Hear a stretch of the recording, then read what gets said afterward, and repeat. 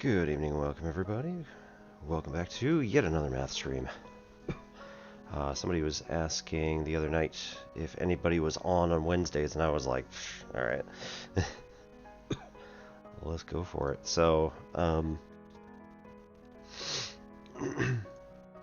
I was looking at possibly finishing up this problem that we were looking at last time. I mean, finishing. Right.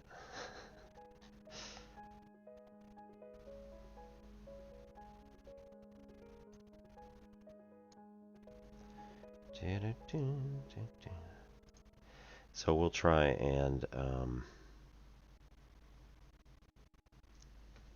answer this one question a little bit and see if we can get any further than what we had earlier. If not, we'll probably just move on. I just found the Mathematics Teacher September 2011 edition with that calendar that I was working on. There was like a, problem a day calendar from October, October 2011. Completely fine. And I don't remember exactly what number we were on, but we can start going through, any of these. It'll be a fun little puzzle. So,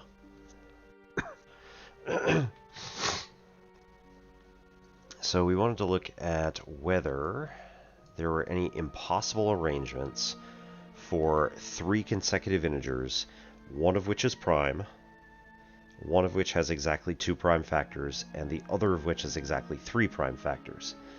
So, again, we were given that we had 69, 70, 71 are 2 prime factors, then 3 prime factors, then prime. And we had 105, 106, 107, which were 3 distinct factors, 2 distinct factors, and prime. So, in those orders. So, we need to see if there's a way to show that any of the other arrangements are impossible.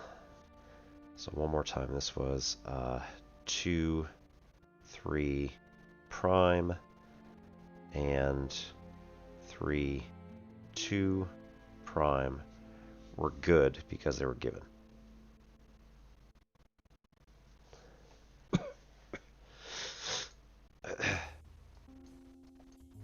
So then we want to see, is there any other way that that is possible in some other arrangement?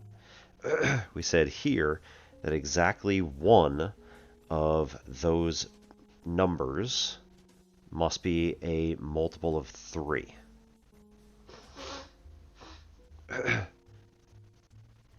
Alright, so we have 3 consecutive numbers.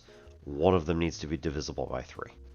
So that means that one of our factors, P0, P1, P2, P3, P4, P5, must be 3 itself. It can't be P0 because we said 3 can't be the prime number no matter what we try. Then we said that P1, P2... No, that was fine. P1, P2, one of the 2 factors here could be a 3. If P0 itself had a modulus of 3 of either 1 or 2, then we could have the 2-factor number as having a modulus of 3 of either 0 or 1 or 2, depending on what we had. So, no information. And then our 3-factor, P3, P4, P5, could also then be any of the others in terms of its divisibility with 3. We also said, what about odds and evens? So we looked at that and said, all right, well, P0 is not going to be even, so therefore our prime number can't be 2. That's it.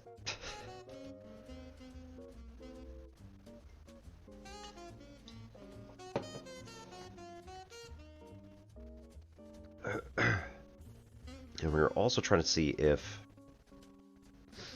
there was a way for the first and last numbers to be even, and therefore the prime would be in the middle. if that was the case,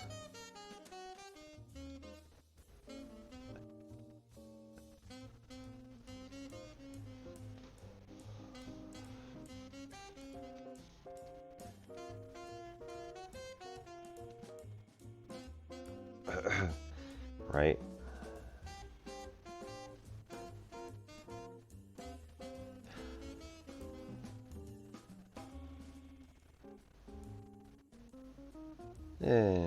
I mean, I had a brainwave there, but it could be something else. If this was the case, right? If this is our 2-factor and this is our 3-factor, then for both of them, we're going to have 2 as one of its factors.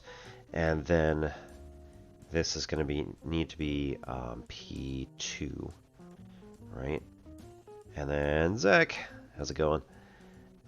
This one's going to be 2, and then we have P4, P5 as our last ones. The middle one being prime. We're going to have this be, right, just P0.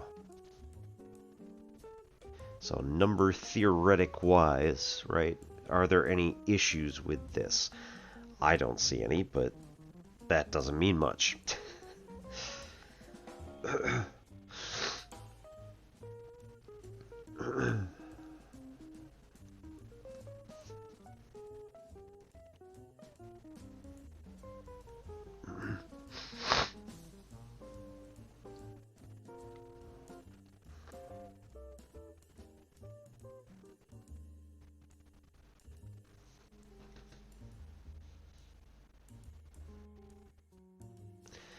So here we have to have, oh, I kind of wish I had the Chinese remainder theorem.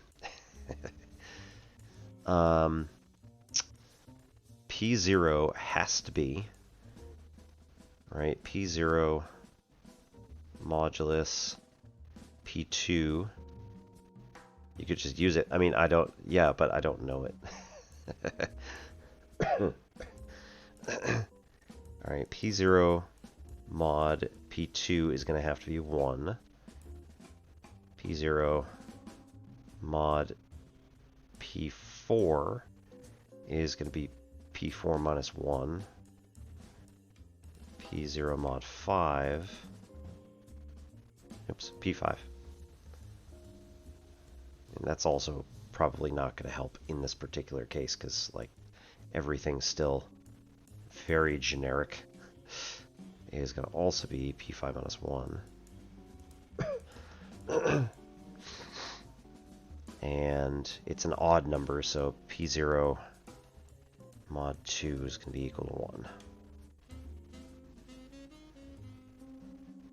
So is there a way to figure out what kinds of numbers this could be?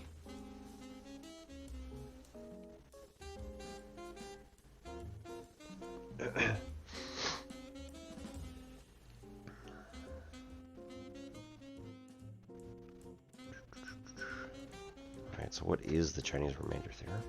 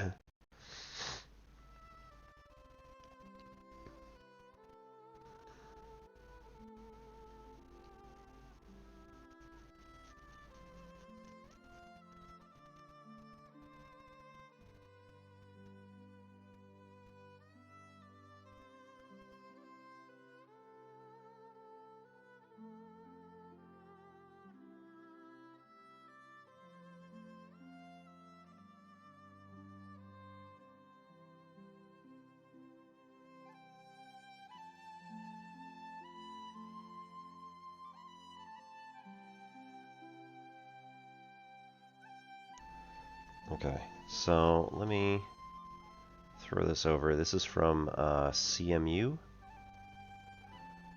I don't know what CMU is.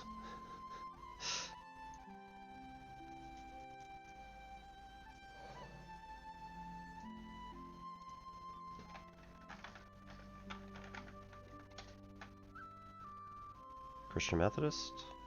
No, Carnegie Mellon. Okay. Something like that. No, Southern Methodist University. There we go. SMU. Jesus. All right. So yeah, Carnegie Mellon University came out with this thing. Thanks to M. Radcliffe for putting this together. Oh, Mary Radcliffe. I know a Mary Radcliffe. That's probably not her.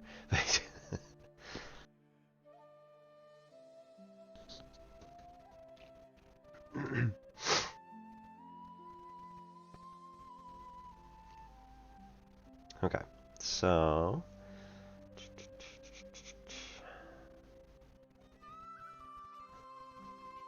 right, so 3x minus 6 is going to be equal to 12k.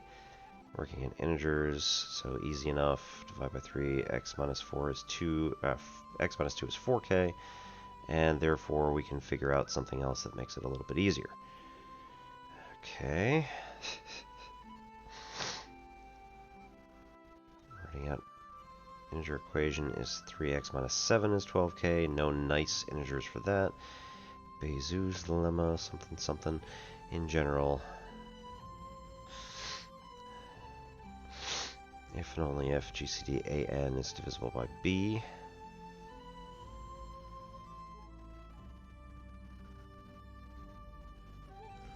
Ugh.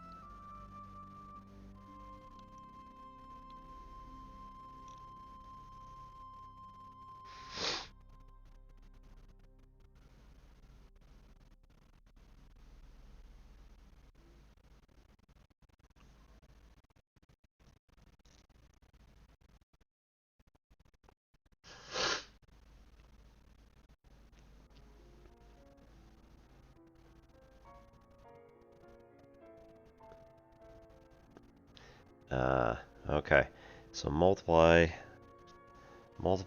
those moduli together that we're using.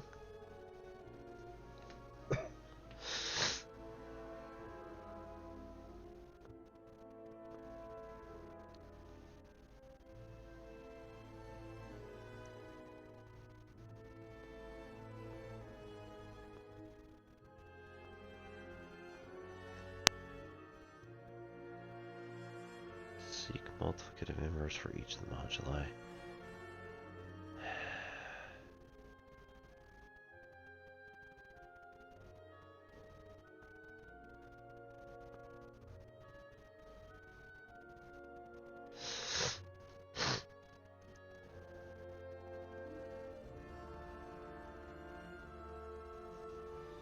Whew.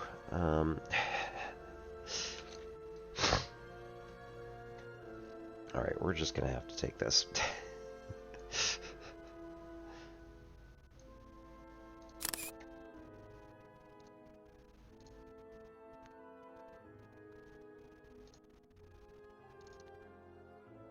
That's not what I want. Damn it.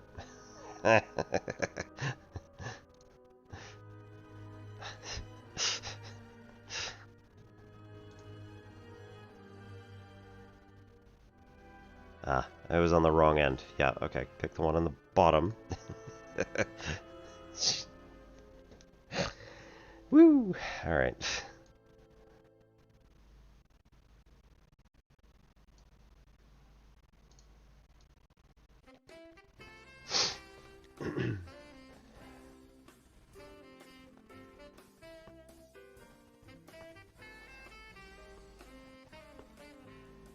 Really hope everybody saw that, because that was awesome.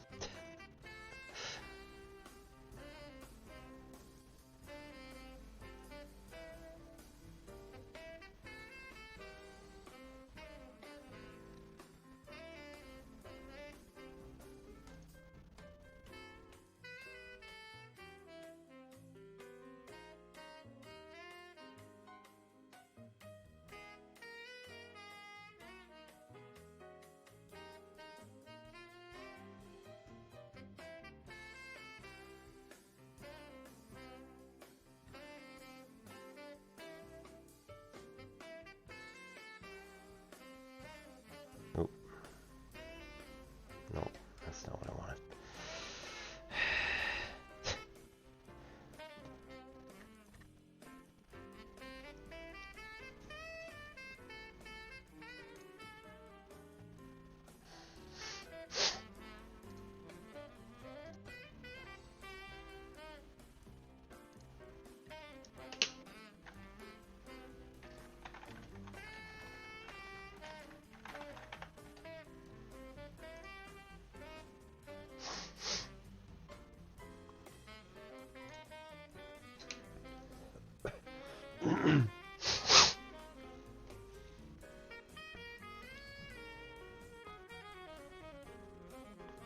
Okay, it's like P0 is going to be our X, which is then equivalent to all these things.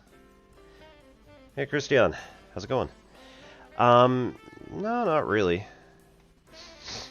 I mean, I also don't make a gigantic workspace. Every day I come in here and I reset the canvas, with the exception of today, since I was expanding a problem that we were working on yesterday. I decided that we should just keep the same space. But yeah, I'm not getting any input lag at the moment. We'll see how that goes. It may very well change very shortly. P2, P4, P5 is our capital N. Yeah, I had been working on Microsoft Whiteboard, and you could keep like separate files, and that was nice. But my Microsoft license that went through my institution has expired since I left. I was able to export a whole bunch of the stuff to my drive. Actually, I had to take pictures of everything because I couldn't even like just download a like workspace. So I got pictures of the things I cared about. And most of the rest of the stuff I was like, meh, I'll just replicate it when we get to it, because, you know, that was months ago at this point. Okay, so this is going to be our N. So we also have M1 is going to be equal to N over 2, which is going to be P2, P4, P5. This is going to be really weird and ugly because it's general instead of specific, but that's fine. M2 is going to be N over P2, which is then going to be 2 P4, P5. M3 is going to be N over P4, which is 2 P2, P5.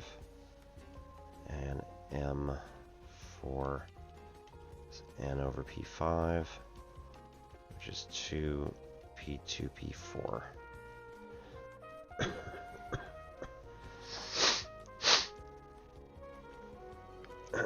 Okay.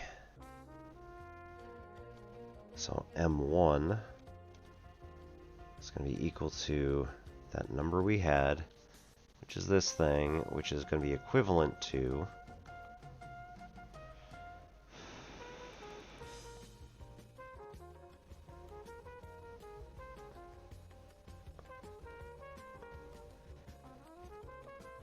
mod 2. Yes. Okay, because of the n divided by 2. Right. So this is going to get us 1 in mod 2. This stuff is going to get us P2 in mod P2. P2... No, it's just getting us 1 also. Okay.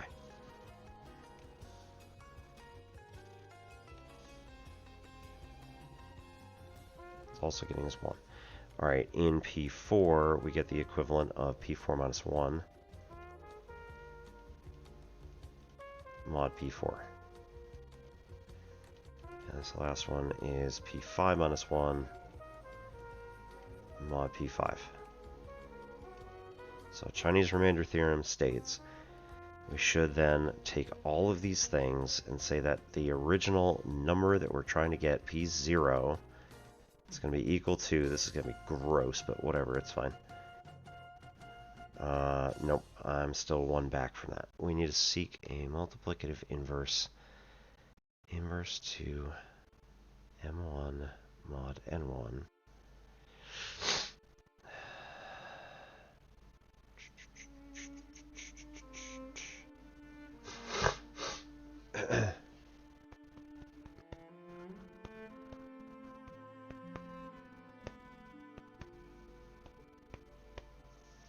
So we multiply both sides by 5.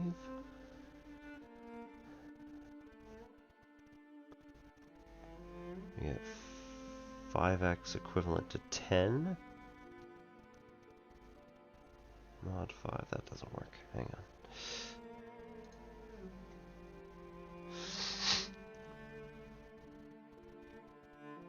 Alright, how do we get the y's? That was the part I kind of glazed over. Because my mind just kind of glazed over it. It's fine.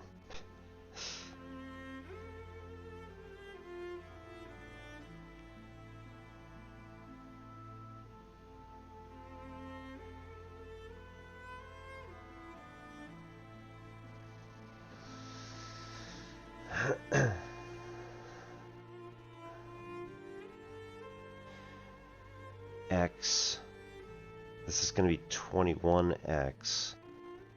And 21 cycles of x in a mod 10 is going to get us the same as 1x. Could be wrong here.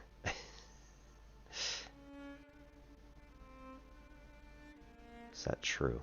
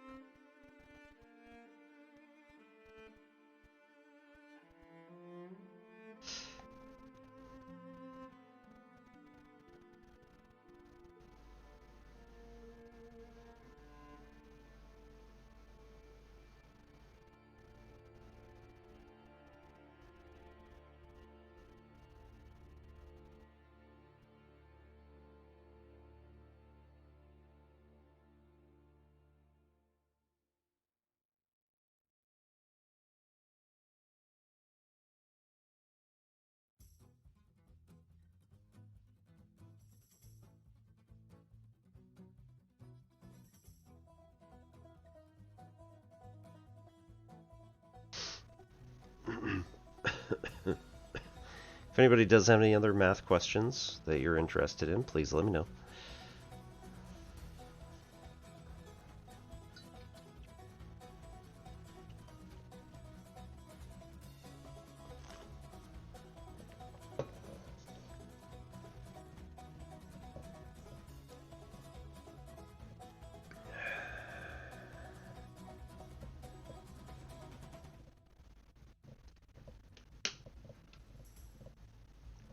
Hey Andis, how's it going? All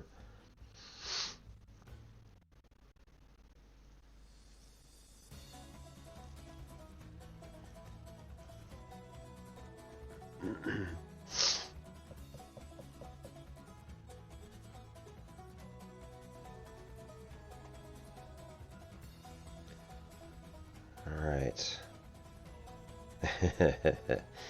Yeah, I haven't actually done Chinese remainder theorem, so I'm hoping that this paper will illuminate it. But right now they're doing this pretty high order thing, and I'm like, completely smooth braining over everything.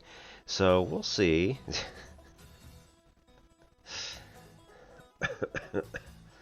Alright, so the congruence.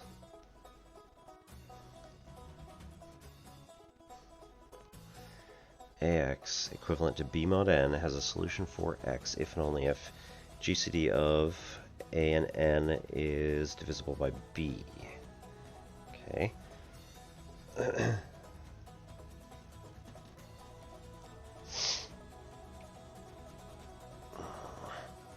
order that this has a solution, we know B is divisible by D, the GCD of A and N.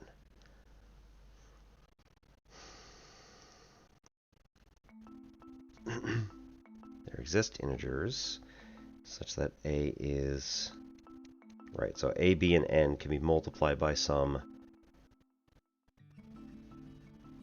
A, B, and N can be split into D as a factor, the GCD of A and N, and some other prime value. And then A prime X is going to be equivalent to B prime mod N prime. Oy.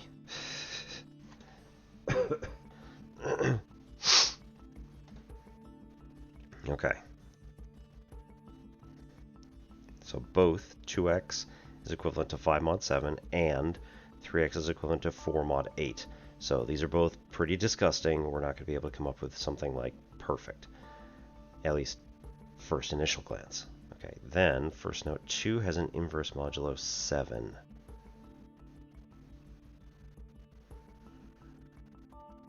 Namely 4.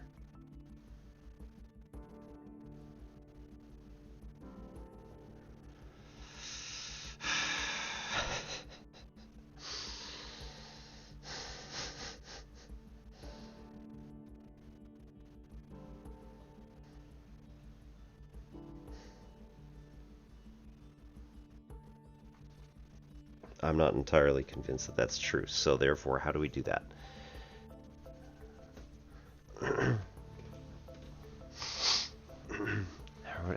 How do inverse moduli work? Ugh. 3 to the something minus 1, right? What is phi of 10?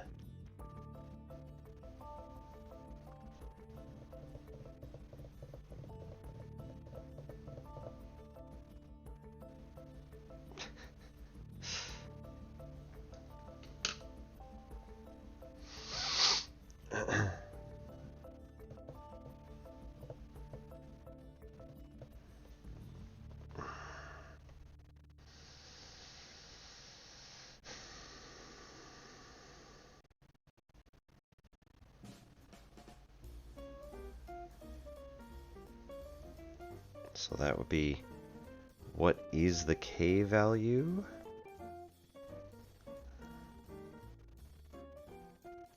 Nope.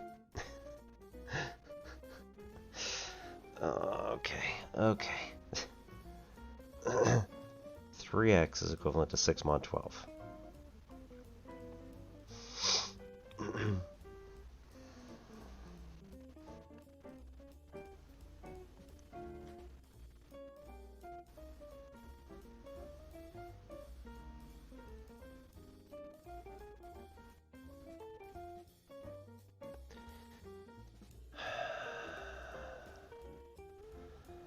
Oh my god. Having some issues here. So, based on our previous work, I don't have access to that. Cool. We know that 3 has a multiplicative inverse modulo 10.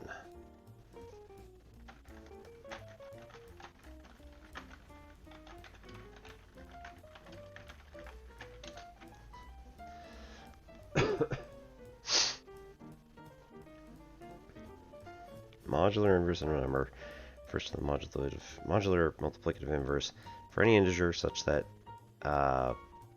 GCD AMP is 1. There exists another integer b such that AB is equivalent to 1 mod p.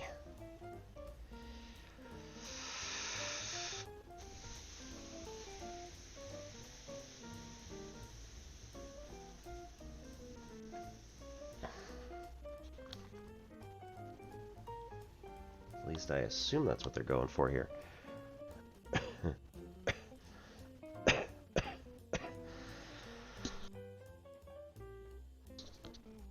Oh, hell, he's going to wiki.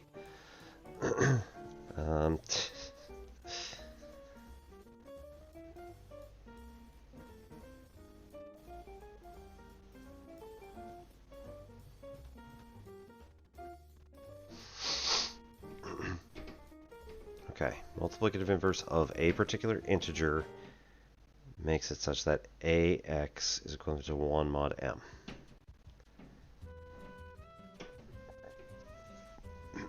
M must divide evenly the quantity ax minus 1.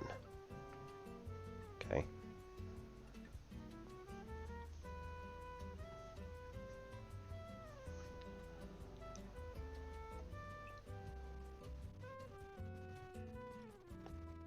We want the integer x.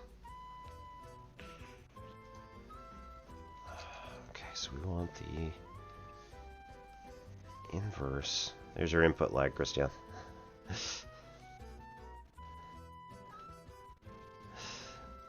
So, a little bit, but mostly what I'm just erasing.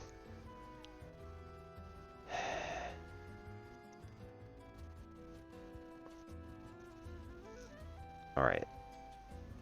We need to replicate this. So we want the inverse modulo 3 mod 10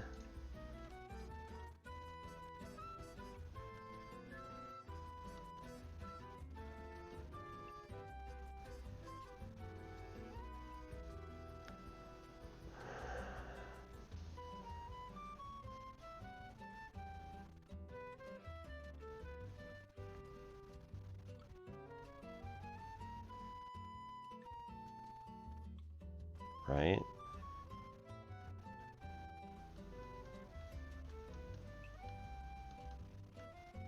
So this is 3x has to be equivalent to 10k plus 1. We know that this is going to get 20. 21 as the... Anyway. So then 3x is this, which means that x, which is our inverse, is going to then be equivalent to 7. Okay, now that is what that said, yeah? Cool. That is what that said.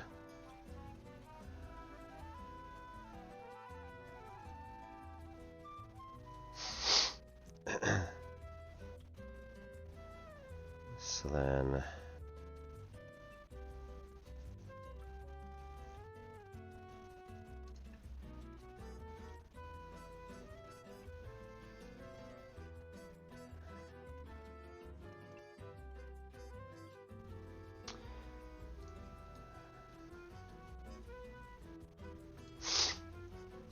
So we want an inverse modulo.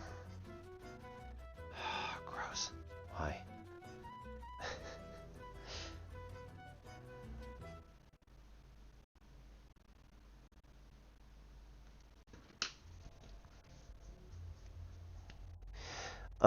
So it's a question that goes back to yesterday's stream, which said if we have 3 consecutive positive integers and the conditions are one of them is prime, another has exactly 2 prime factors, and the other has exactly 3 distinct prime factors.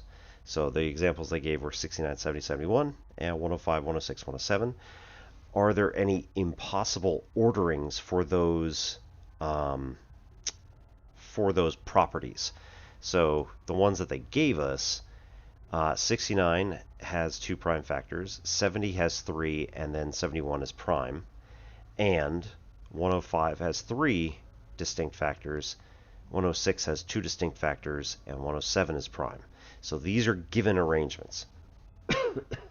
We like to know, what about the other 7? Is that right?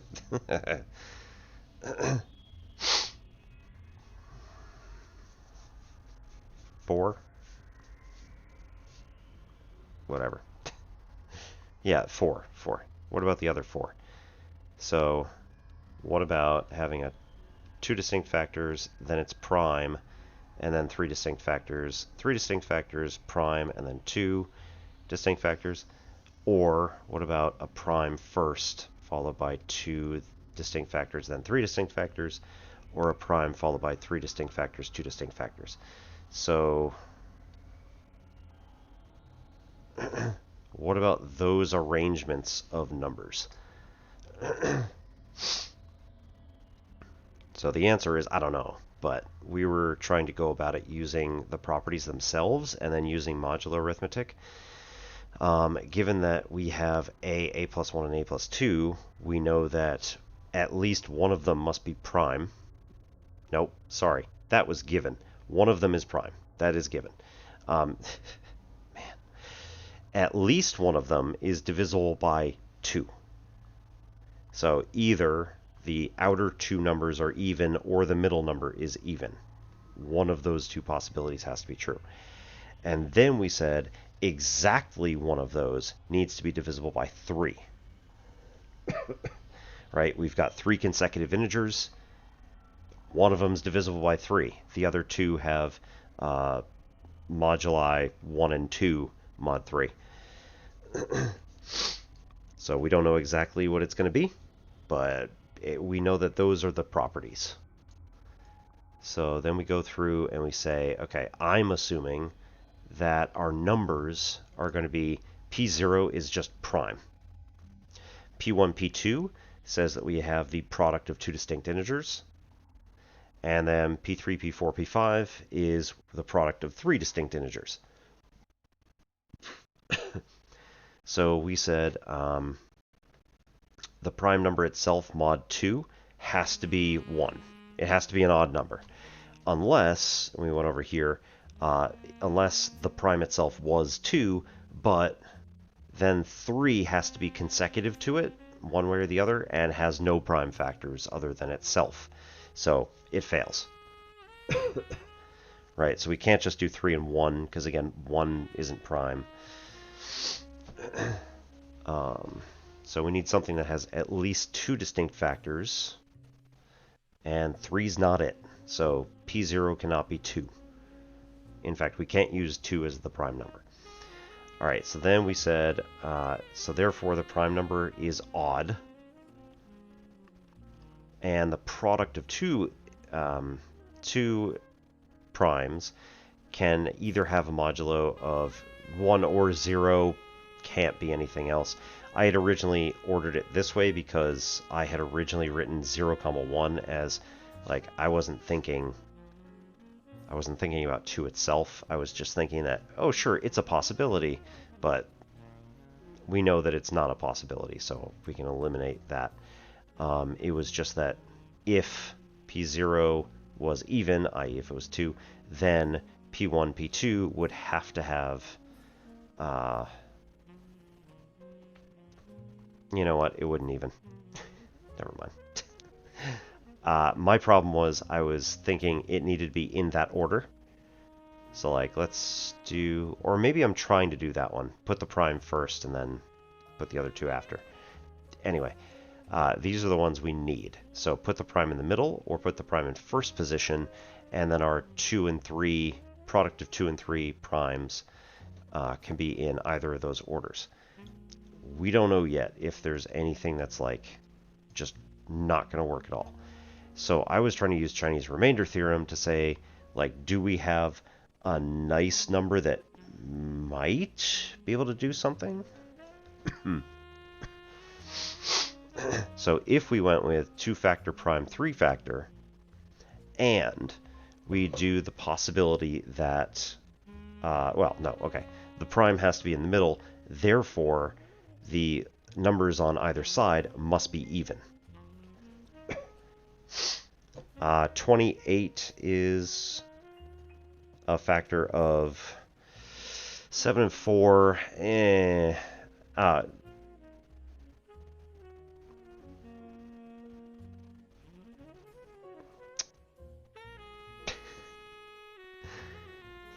So I have a potential problem with that one because I'm not sure what to do with powers.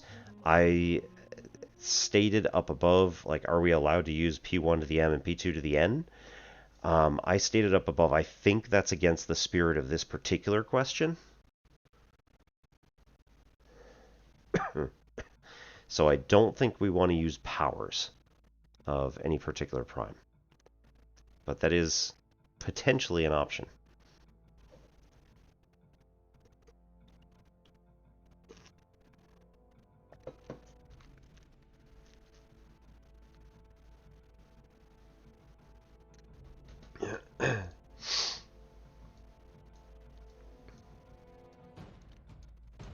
Yeah, I think that they were going, has exactly 3 distinct prime factors. I think they were trying to eliminate the possibility of repeated factors, but like, I don't know because this was written 13 years ago and, you know, whatever. Actually, this one wasn't. When was this? This is 2018, so it was only 6 years ago.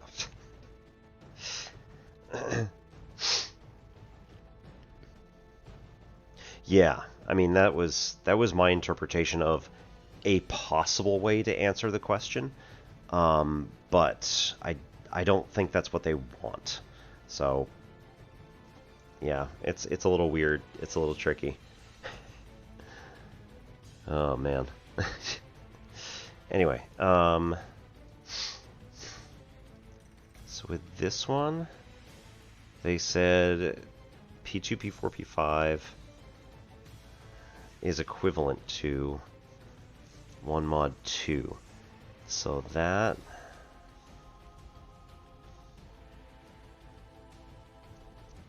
that's telling us that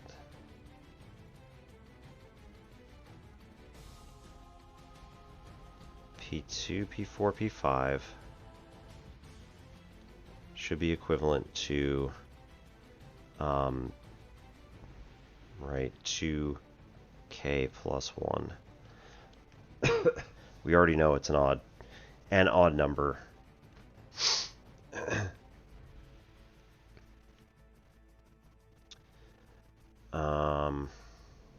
Right, all of our primes were going to be not 2, other than the one we already have from both sides. So that's good. That's okay.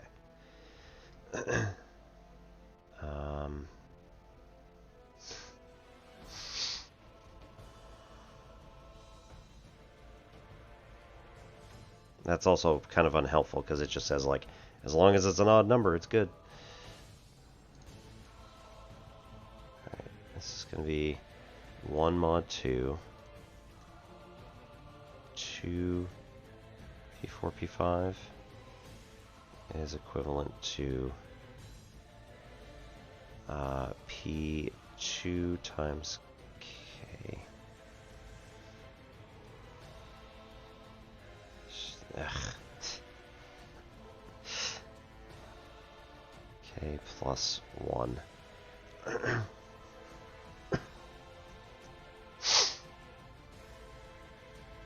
This one, 2P2, P5 is equivalent to P4 times K plus 1.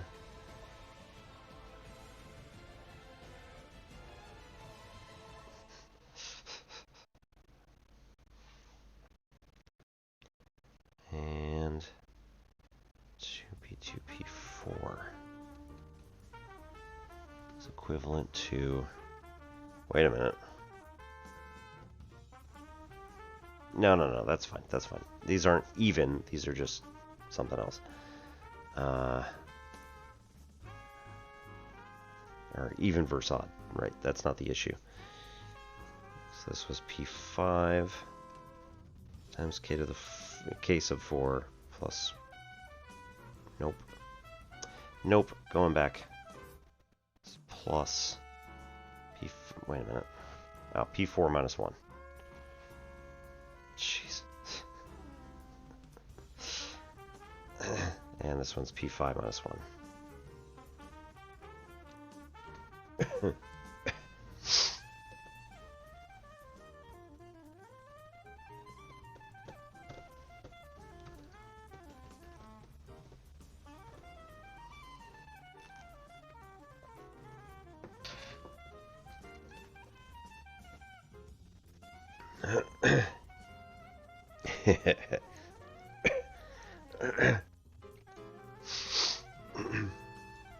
Yeah, I wasn't sure if this was supposed to be some sort of like actual thing or if it was just supposed to be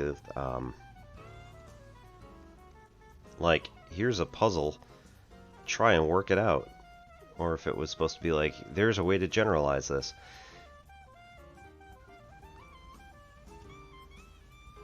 I assume there's a way to generalize it. Right, so 109 is a prime. 110 is 55 and 2, which is 2, 5, and 11. Right? And then 111 is a 3. And 29? No. Damn it. 27. Nope. What am I doing? It's not 20. Alright, 30 to 7. Okay. Thank you. Yes. That is exactly what we're going for, yes. Thank you, Anders.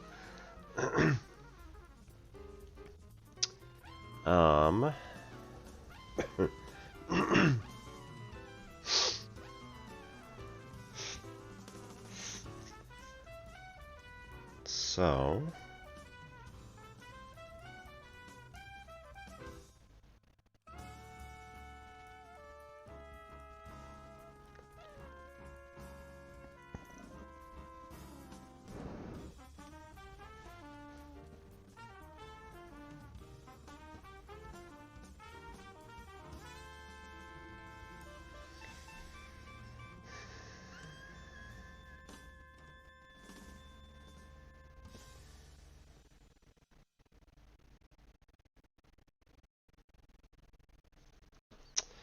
So I'm wondering if that has anything to do with this stuff in here.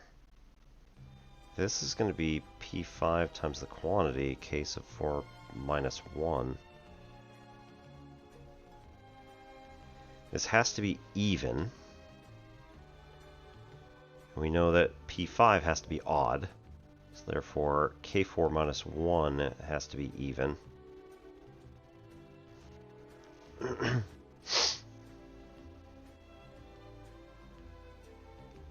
And then the same has to be true with the one above. Right, so this is equivalent to P4 times the quantity, case of 3 minus 1. And again, piece of 4 has to be odd, so therefore, case of 3 minus 1 must be even.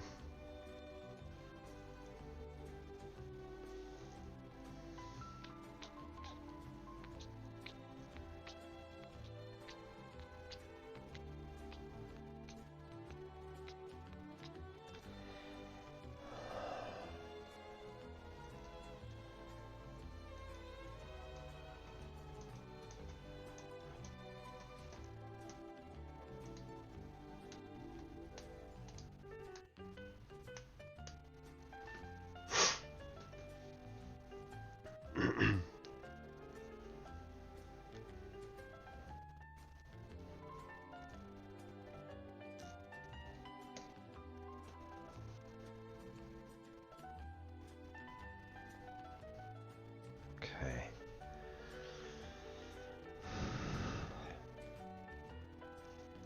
Let's double check whether I understand inverses. So this is saying that, all right, 77 is equivalent to 2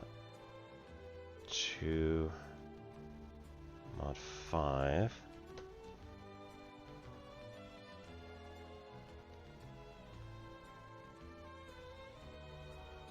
Right, true.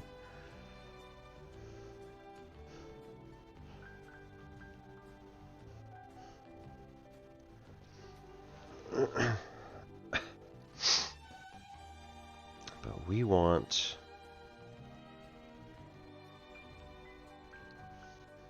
Okay, I don't understand inverses, hang on. Inverse modulo. 3, oh my god. 3x is the number on the outside, and 1 mod 10 was the given amount. So if we go the other way, right, M1 is 77. We want the multiplicative inverse for 77. Given that it has to be 2 mod 5.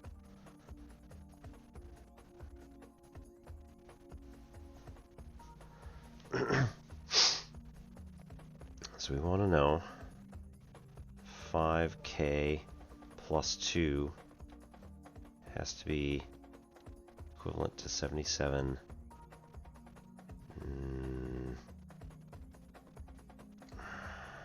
Nope.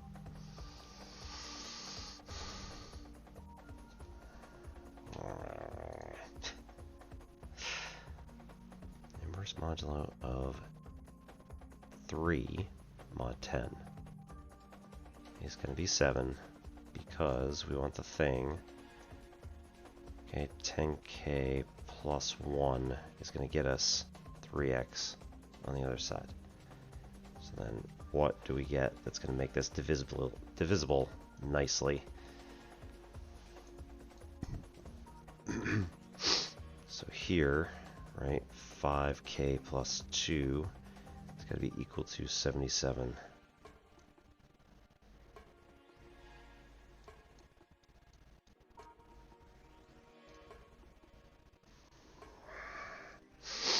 So 575 is going to be 15. So like k is 15. That's not what we want, man. No. That's okay. That's not what we're doing. No. Because it has to get us an equivalent mod of 1. When we're done with it.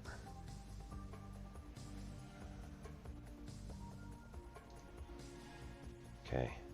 So this has to be 1 mod 5.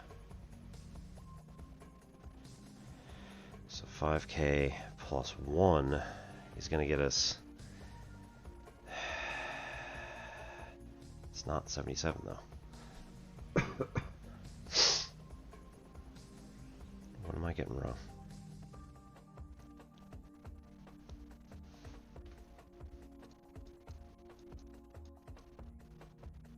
Mod 10. We had to get 1 mod 10. Inverse modulo. Inverse of a is an integer x such that ax is equivalent to 1 in mod m.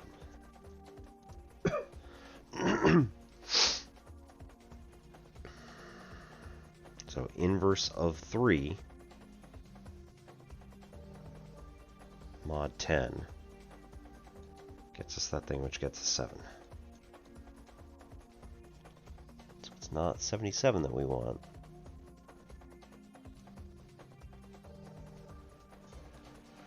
It's 2.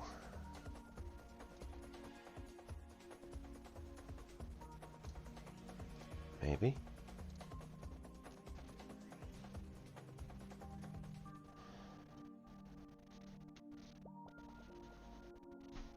That seems wrong too.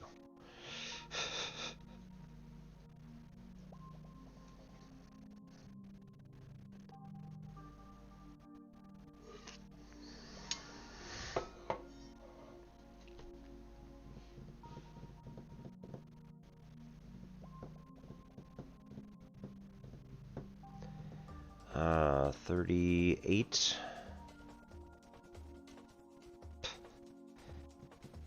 Mod 2 is going to get a 0. That doesn't help any.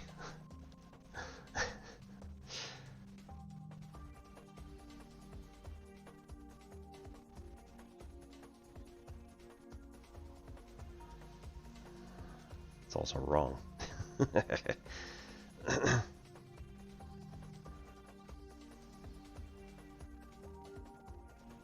Okay, hang on.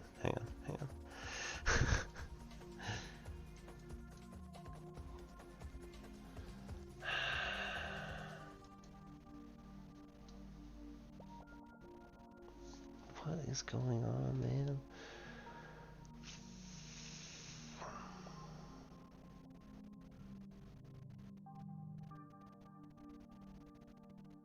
Mod N1. What was N1? N1 was 5? 77.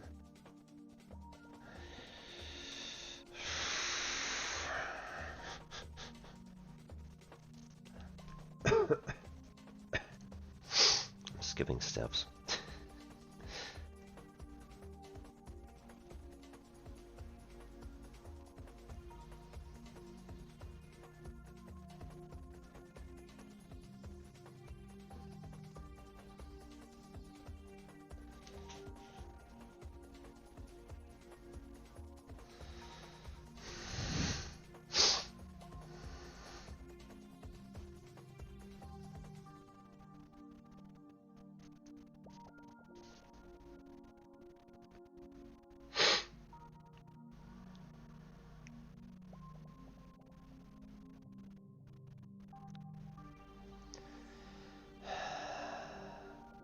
Strategy of trying to solve them will reveal when there is no solution. Also, notice a problem that occurred here when we considered the first equivalence. We ended up with a coefficient of 4 in front of the k, not relatively prime to 6. There's a chance that the next equivalence would not have a solution, and indeed that's what happens. So, we look at this.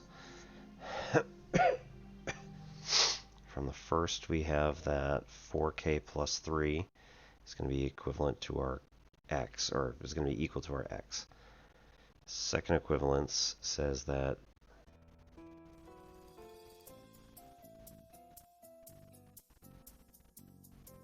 must be 4k plus 3 from above must be equivalent to 0 mod 6.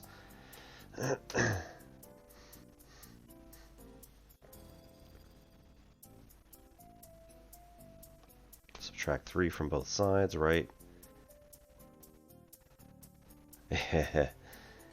Yeah.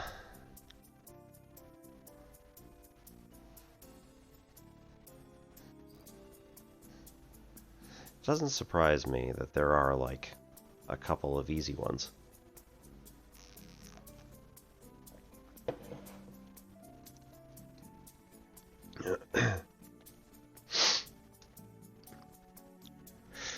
And I suspect there's a reason for it, but, like,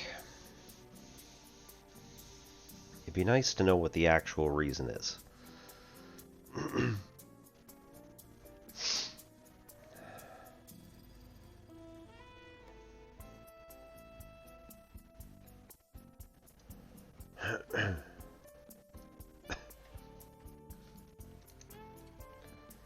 Alright, I'm gonna go downstairs and grab a drink before ads decide to run by themselves. And I will be back in approximately 3 minutes. We'll think on this, so I will continue to think on Chinese remainder theorem and try to make sure that I actually get some sort of actual understanding of this. So, be back in about 3. Thanks.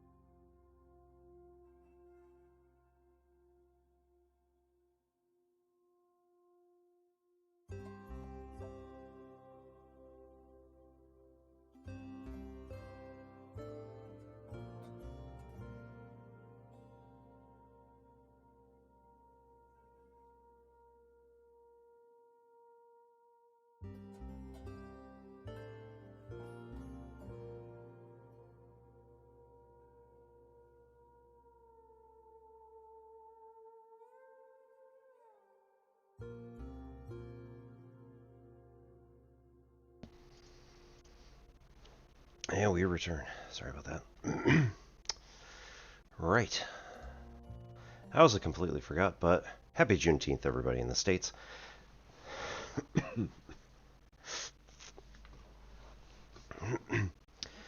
It is a very important holiday. It is the day that the last slaves held prior to and during the Civil War were finally freed.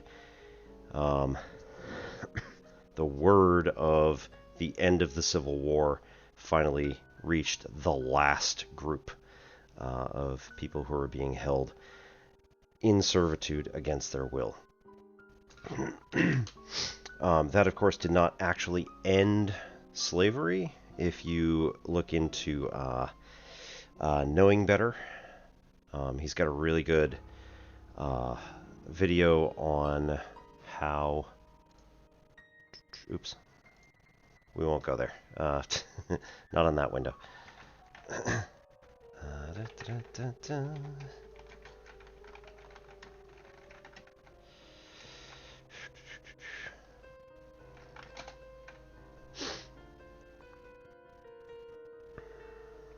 Yeah, neo-slavery. So I am going to share that here. Neo-slavery is the idea that started coming out from the end of the Civil War, wherein people would be picked up for literally any sort of minor inconvenience infraction, including any sort of misdemeanor, and then shipped off to a judge who was perfectly happy to lock this person away for days, weeks, months, or even years at a time, doing hard labor under a plantation owner. So, like, that used to be a thing, and in fact it sort of still is. These days it's not restricted necessarily to the judge's friends who own businesses. However, these days the for-profit prison system incentivizes police to pick up people for minor infractions, throw them in jail, and have them do hard labor for them for profit. So, it's not a new idea. It's been going on since the end of the American Civil War. And what the crap, man? How is this still a thing? So,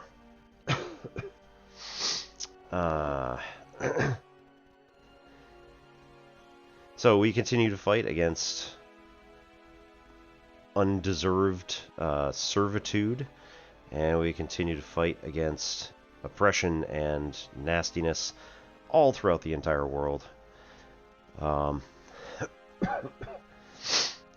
And Juneteenth is that time where we remember the fact that slavery was supposed to have ended with the Civil War, not continue on through neo-slavery and eventually for-profit prison systems.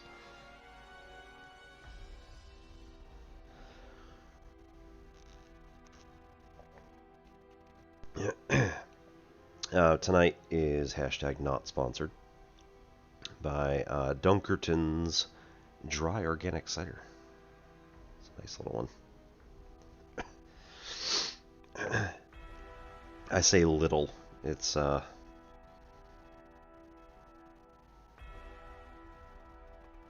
half liter. So just over 16. What is it? 16.7 ounces or something like that.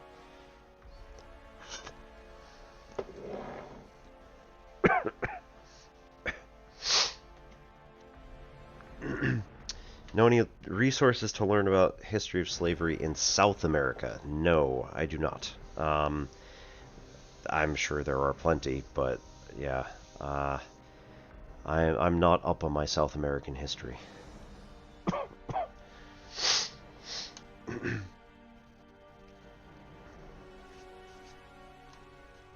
I'm pretty sure the overt forms of slavery, again, stuff like, hey, we just own you, period, and here's a law that says that, was probably,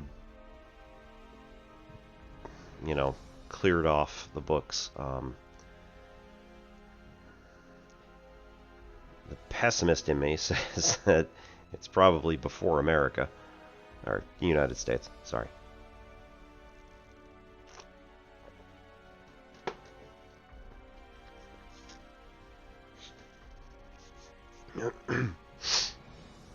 Yeah, and that's another problem, is that a lot of history of inconvenient things kind of get lost because people in power don't want to think about it too hard, because it means that they would have to do some real, actual thinking and soul searching, and start looking at their modern policies and thinking about how they were affected by old policies.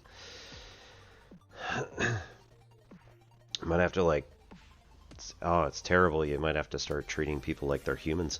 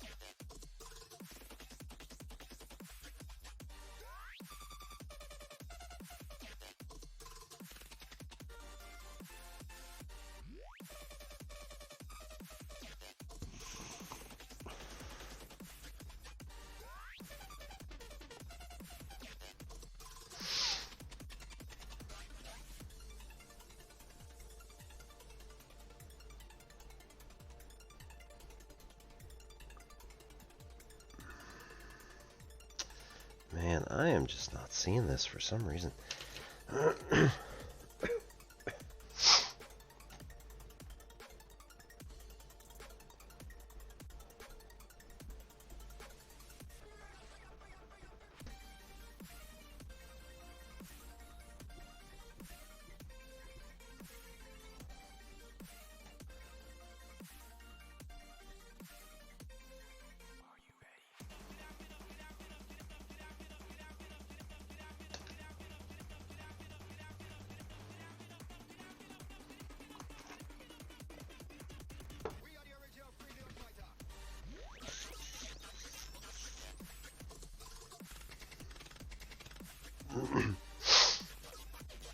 So using the same modulus, what integer is going to get us a remainder of 1 for the particular thing we're looking for?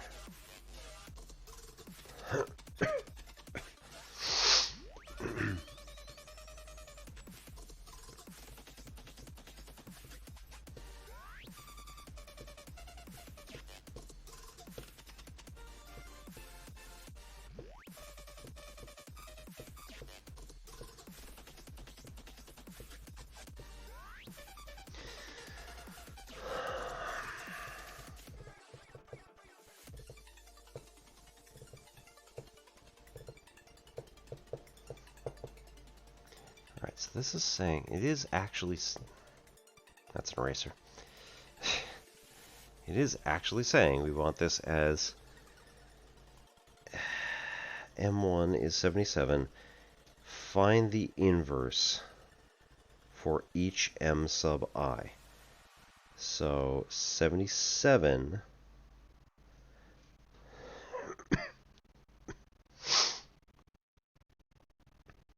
77x, we want the inverse x. such that this is going to get us 1 mod 5. There we go. That's better. So this is going to be 5k plus 1 is equal to 77x. So at what point does the 7 get multiplied by a number to turn it into either a 1 or a 6? So it could be 3. 77 by 3 is going to be 21, 20, 231, right?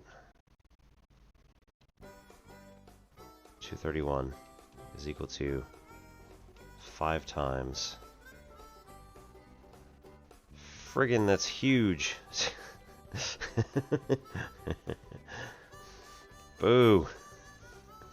Oh, okay.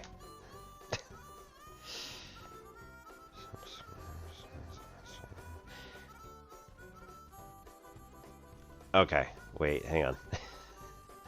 So 231 mod 5 is equivalent to 2. Is what this was saying? No. 77. Jeez, not 231. The original number 77 mod 5 was 2, and so we said, what about 2x equivalent to 1 mod 5? So when do we get a 6? Okay, x is 3. Gets us 2 by 3 equals 6, which is equivalent to 1 mod 5. This is fine. Okay, I get it now. So take the number that you're trying to work with here and knock it down to whatever it is first. That makes sense in some weird way.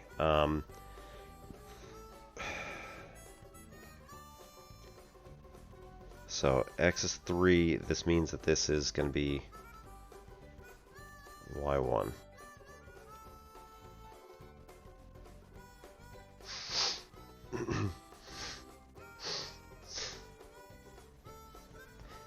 So then y1 is 3 times b1.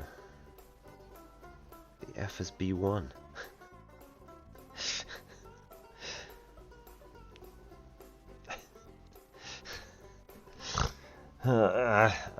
Okay, hang on. B1 is the number. Is it? It's not just 1, is it? 3 by our B by M1 was 77. Oh, it's 2 because we're taking that from here. Okay. So this is our B sub I, whatever. This is fine. Y sub I gonna be these things. And then M sub I are gonna be those things.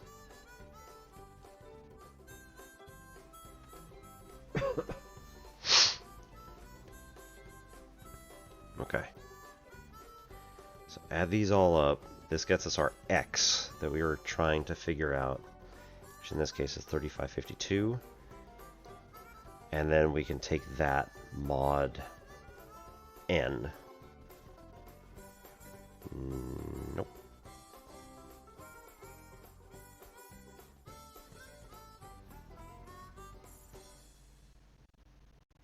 Where the hell does 2852 come from? Like, I think they want 3552 on the previous line.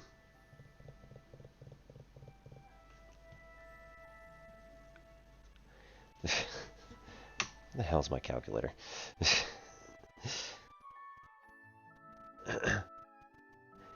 We got our, there we go.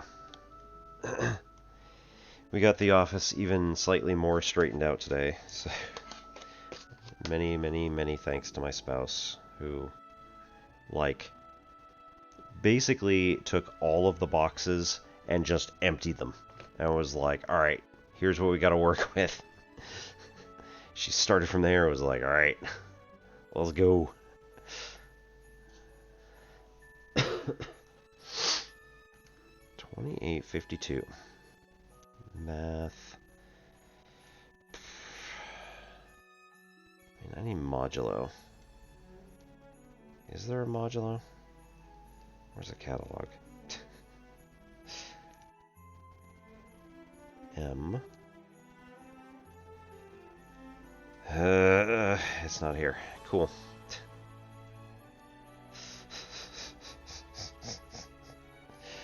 Plus. Okay, let's just go like this. Let's take 28.52 and then add 385 to it. No, that's not even the same number. Do you know if there are any primes R, S, and Q such that R times S minus Q is 1?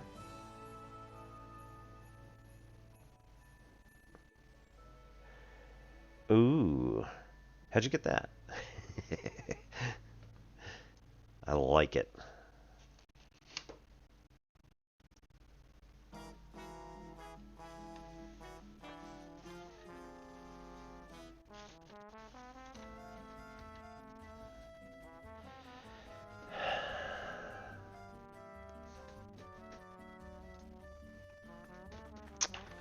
Arithmetic modulo.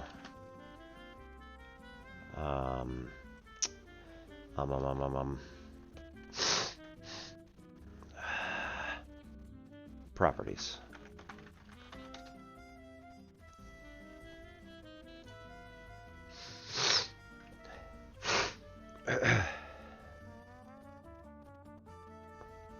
Here we go. I like that.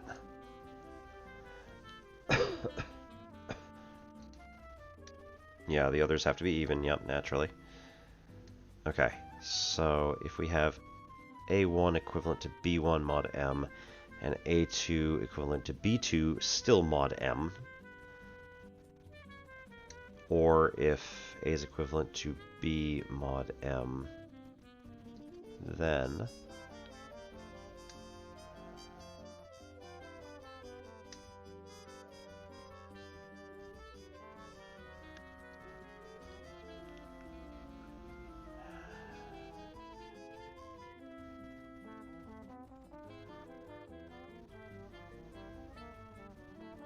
Some Ranger! Woo! Yes, thank you. 35. So that's what I thought, and I was trying to figure out where 28.52 came from, and I don't think that that's a thing. I think that's a lie. Because I added 385 twice to 28.52 and got 36.22. So, yeah. Right, this is going to be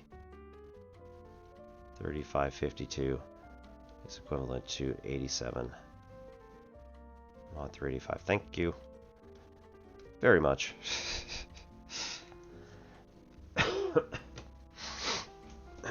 Okay. So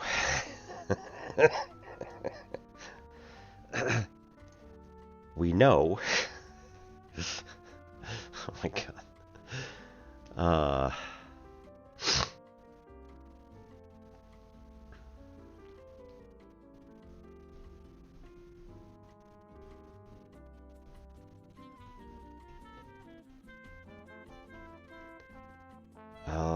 Of all the days to not be a number theorist. If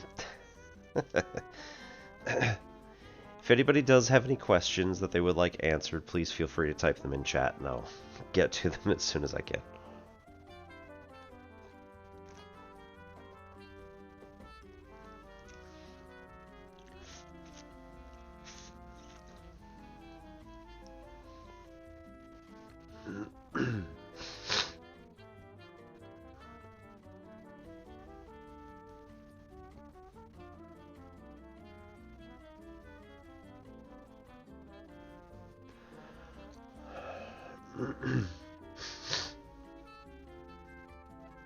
Okay, so if we have, I still need to type out a thing in Discord and tell everybody that I'm doing my differential equations class.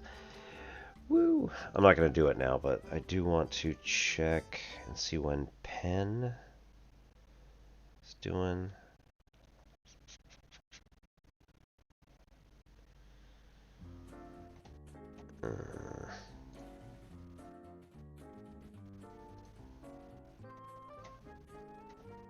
That's weird.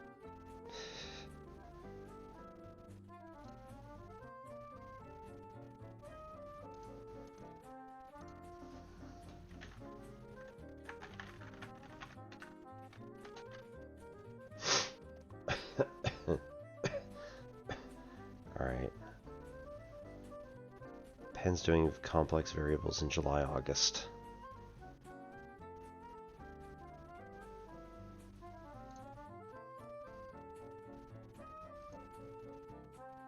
Posted yesterday at 10 o'clock. Cool. If anyone is planning on being a part of the complex analysis class, you may want to get in contact with Penn Center via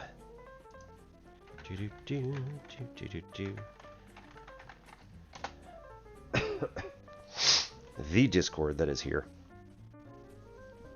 I think you found an argument. Awesome.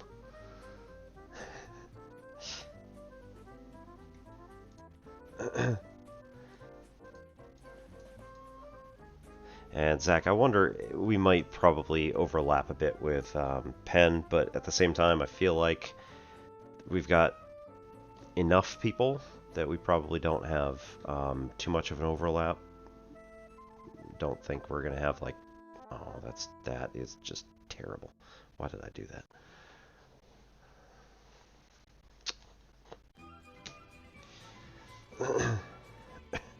I don't think we're going to have like too much overlap. Yeah.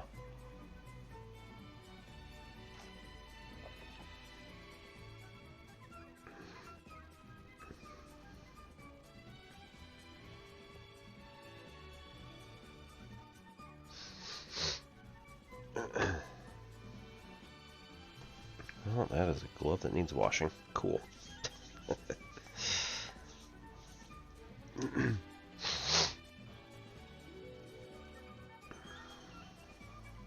Okay. So what we were saying here... Okay, all of this stuff is true.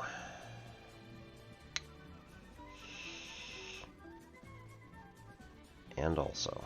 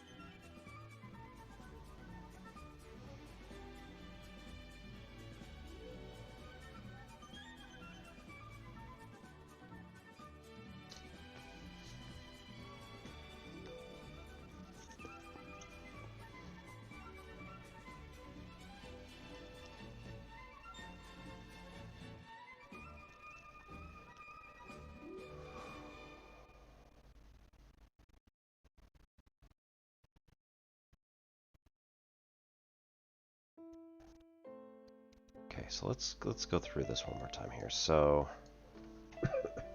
we do the mod 5 thing to 77 and get 2. Then we say that 2 times whatever our y sub 1 is going to be equal to 1 mod 5, the original thing we started with. So here, if we're doing this in like super general terms, then we want mod, or P2, P4, P5 mod 2 is going to be equivalent to 2 case of 1 plus 1. So we already know that this is going to be odd. So case of 1 is just going to be 0. This doesn't sound right.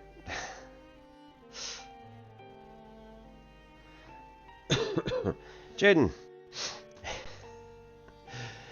Good evening, welcome. My name is Obi-Wan Pez. This is nSimplex Pachinko. We do all sorts of mathy type stuff.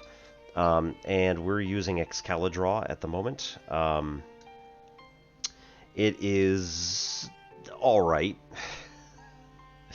I'm actually more used to using Microsoft Whiteboard, but my license ran out because I no longer work at the institution I was working at before, and I haven't bothered to pay Microsoft any money. So,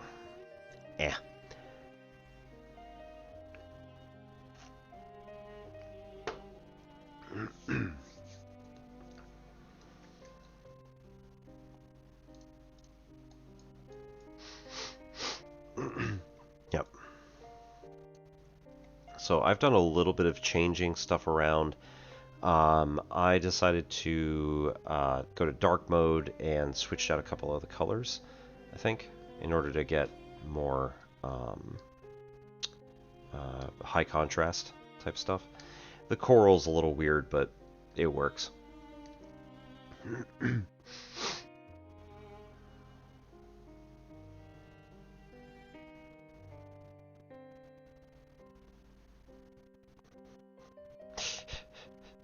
Using binomial theorem.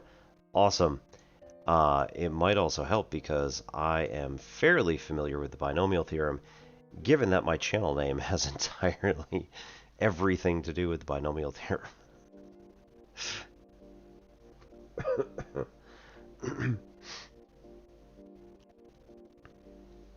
Right, this is... Wait, no, hang on. This is 2... If this is odd, hang on. We're saying that...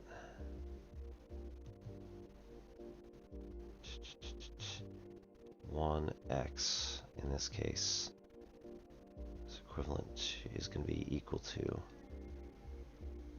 2k1 plus 1.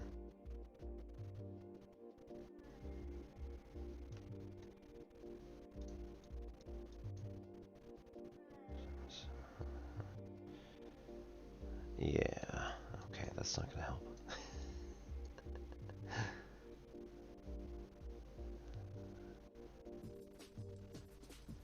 Because this stuff mod 2 is equivalent to 1.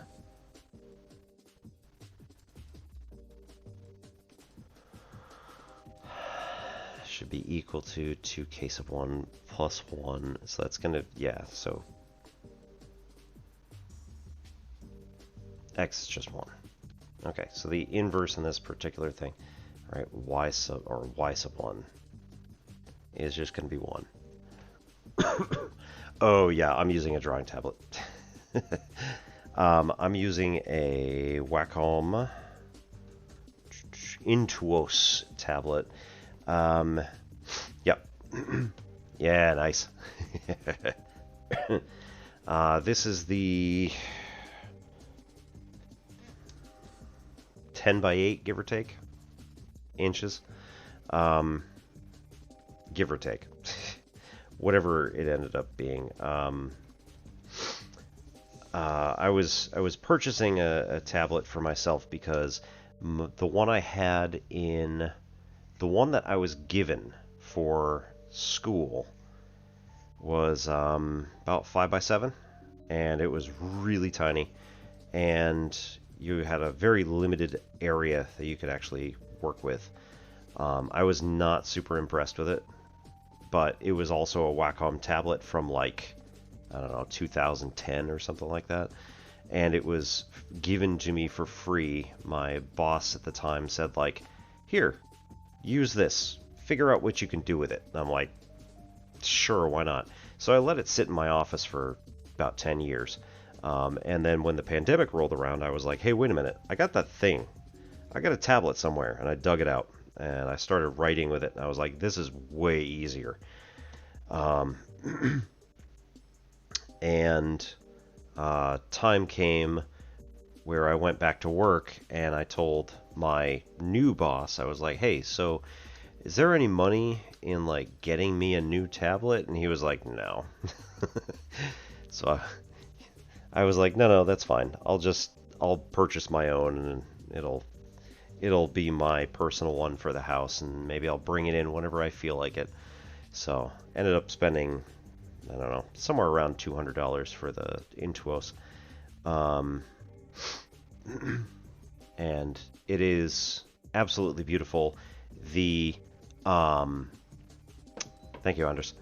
The resolution on this tablet is way higher than it was on the like 2010, whatever it was, tablet, where it was just like, you know, everything that I wrote was horribly pixelated. So I am very glad that I got this one. I don't want that. What am I doing here?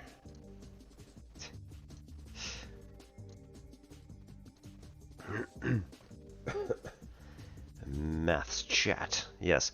Suppose there's a triplet of the form 2p3, then there exist some prime numbers qrs greater than 2 such that p minus 1 equals 2q and p plus 1 equals 2rs.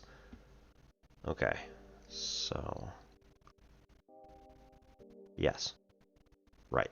Yep, that's what I have written in slightly different terms. So therefore, 2q plus 1 is equal to p is equal to 2rs minus 1. So therefore, 2 equals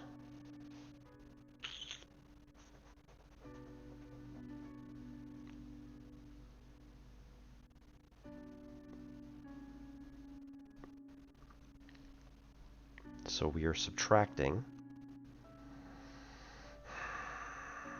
q minus 1, 2q minus 1,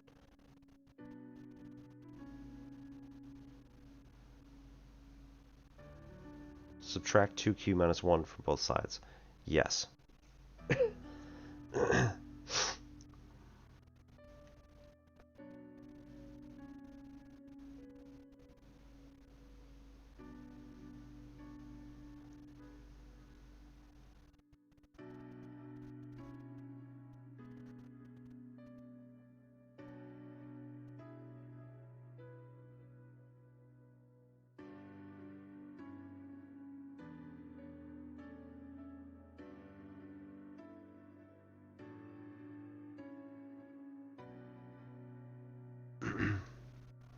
All right, 2rs minus 2q, which is equal to 2 times rs minus q. Rs minus q must be equal to 1. Q plus 1 must be rs.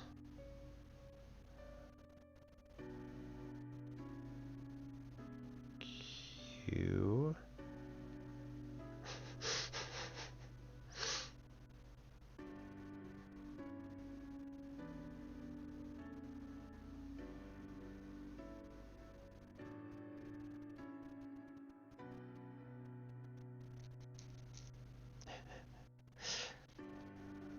Oh, cheap viewers. Just what I always wanted. Banned.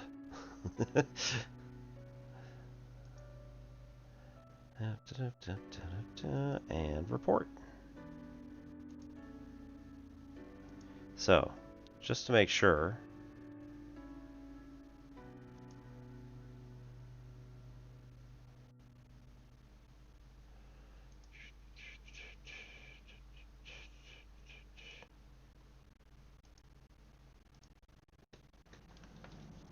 oops.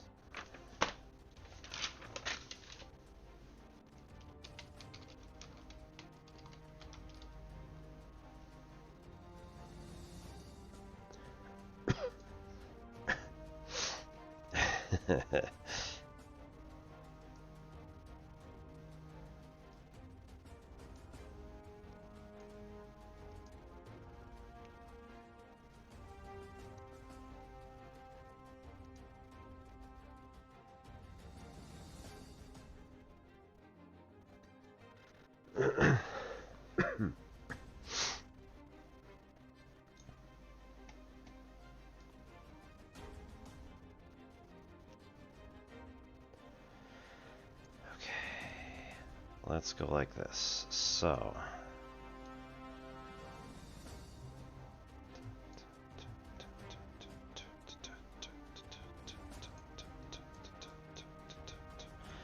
it's pretty epic. All right.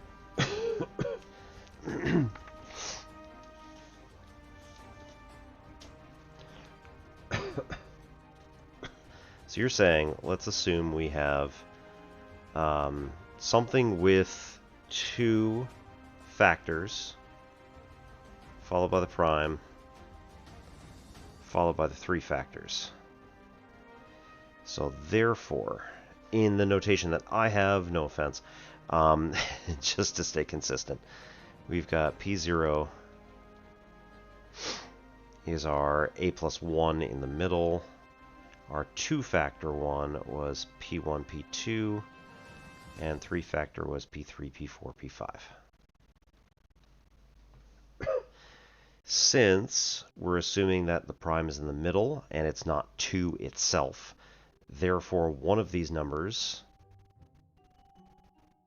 on both of these must be 2 itself. So P4, P5, 2P4, P5, and 2P2 with P0 in the middle.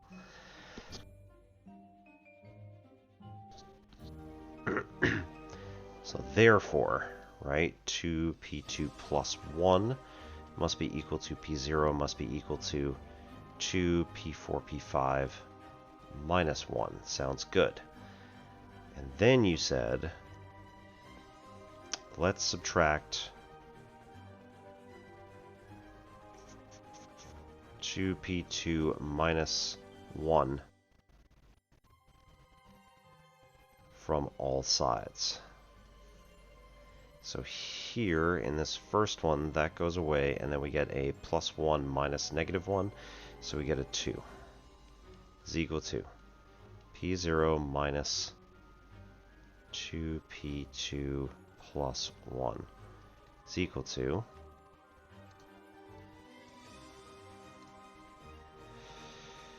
2P4 P5 minus 1 plus 1 gets a 0, so that goes away, so that's all we got left. Okay, then you said let's focus on these last 2. So this is now 2 is equal to 2P4 P5, and we can divide out from each of those things. So 1 is equal to P4 P5.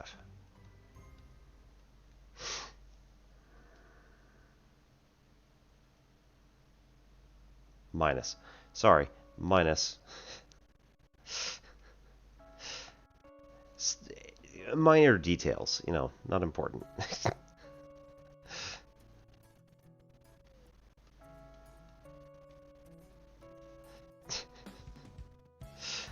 I saw you typing over in the corner of my eye, but I didn't actually read the message until I got it half done. I was like, oh, all right.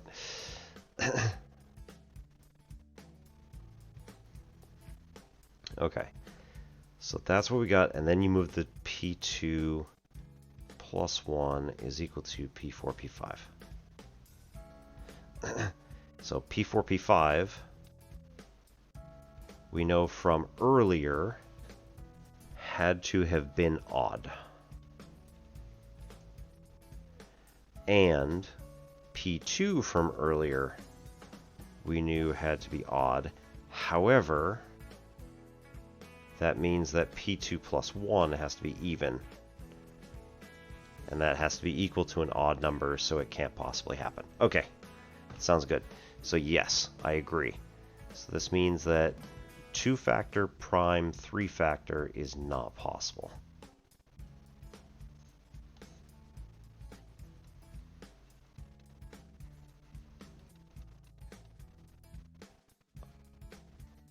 Good job, Honors. Whoop whoop. That's not what I want. Hang on. Where's the thing? There's the thing.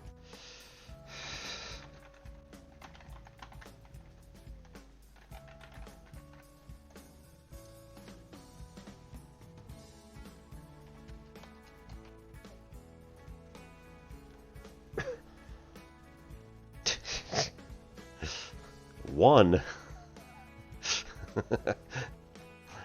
There's some nonsense.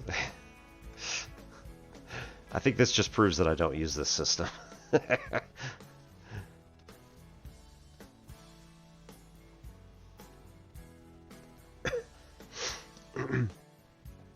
Similar argument proves 3 prime 2 is also impossible. Awesome. Exercise left to reader. 3-factor prime 2-factor.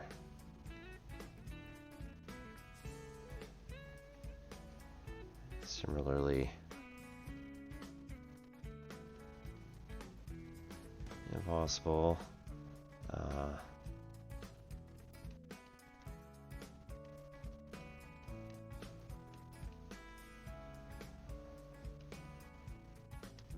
Exercise left to the viewer. Excellent. We're done.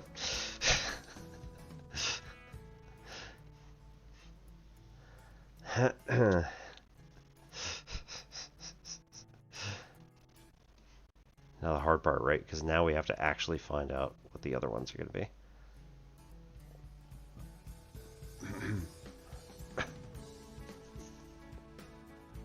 Now you already did, right? Prime 3, 2.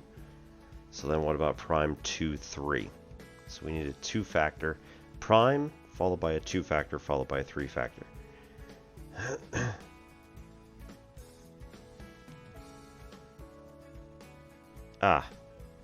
Right. Since we already talked about this, the middle one with a 2-factor needs to be an even number. So therefore, we only need a prime factor times 2.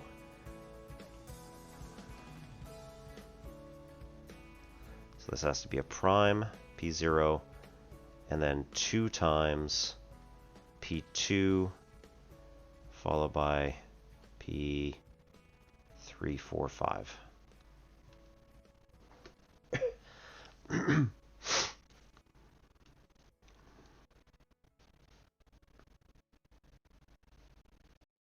Four of those. Excellent. Which is the lowest one? Woohoo!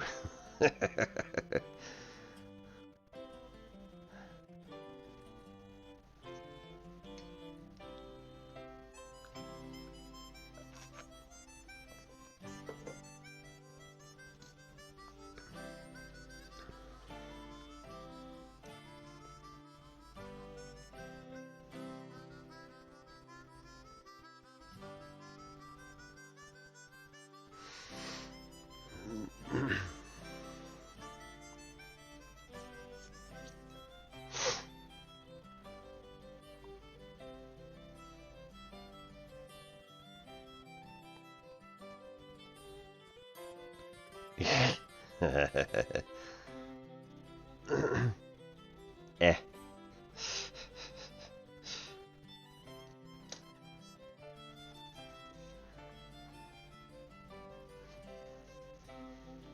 I mean, I would also accept a computer-generated list, so...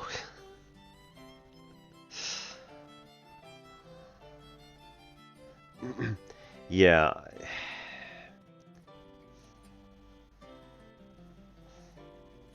It becomes a problem. And I was looking at this with the same sort of, like, skepticalness.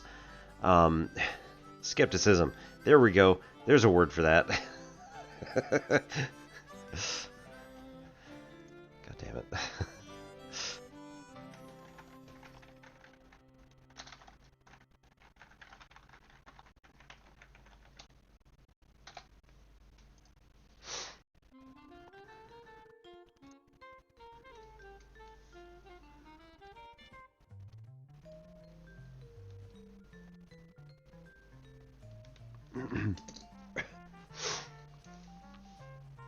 Right, so 193 prime. 194 is going to be 2 by 97. And 195 is going to be 5 by ... 39.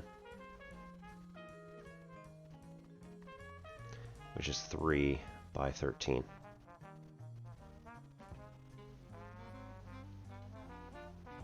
Ugh.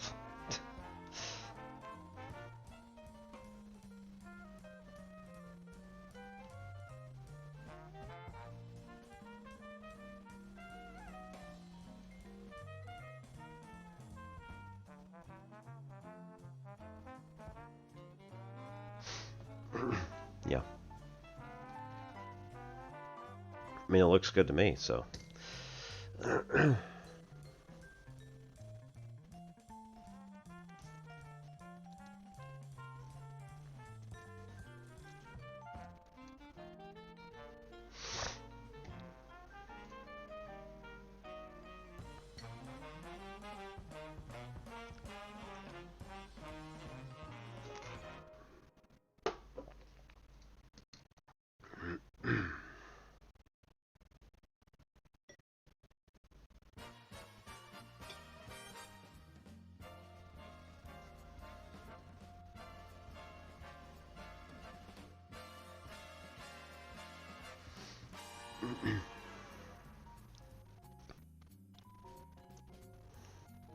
Alright, so we were given the 2-3 prime, 3-2 prime, and we found prime 2-3, prime 3-2 were possible using these particular sets, and that 2 prime 3 and 3 prime 2 were impossible.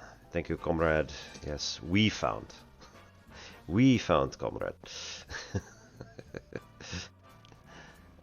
Thank you very much, Andres. Give you another one.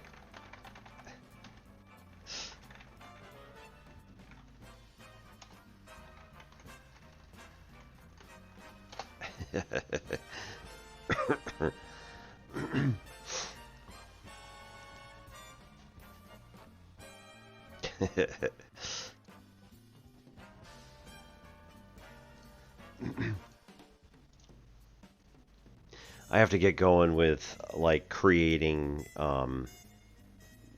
more emotes because I've done like the 2 that we have in this channel.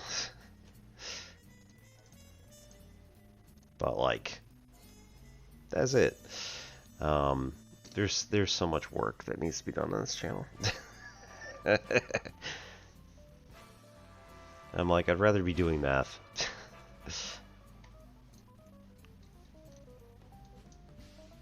Whoa, okay. Something just, oh no, that's not good. Hey, yeah, alright.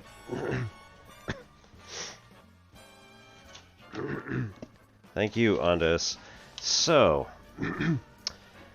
oh, that's not good.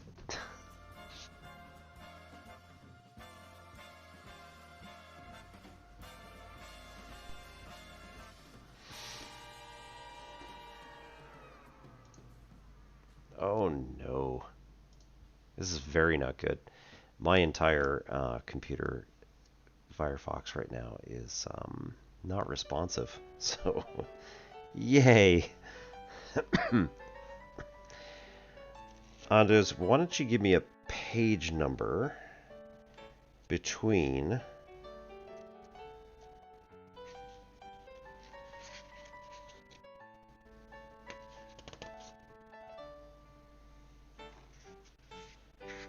okay, that could work. 1 and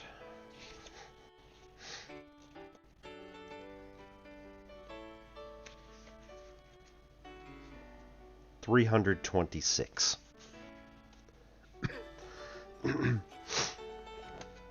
So what's your favorite number, I guess? Between 1 and 326.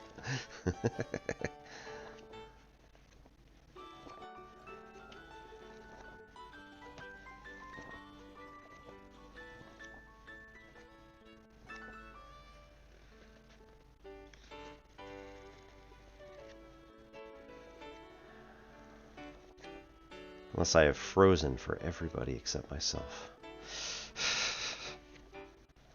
It is also possible that chat has frozen. This is not good. No, I'm still moving over there. 311. Good band.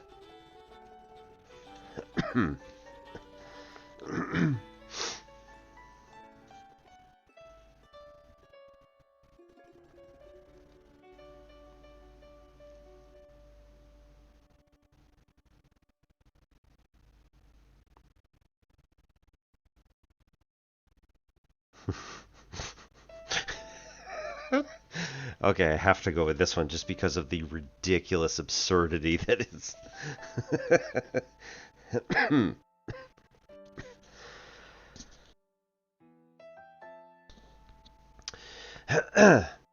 On page 311, we find the letter W that begins all of these entries.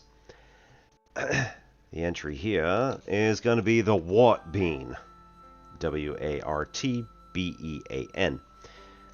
The wart bean is among Maine's many home cures for warts, and the bean had preference. The dry bean was rubbed on the wart, sometimes with gibberish incantations, and then the bean was planted. Then you'd watch to see when the bean sprouted, and you would find the wart gone. The absurdity of the cure was noted, and when anything has about as much sense as a wart bean, you consider it a foolish endeavor.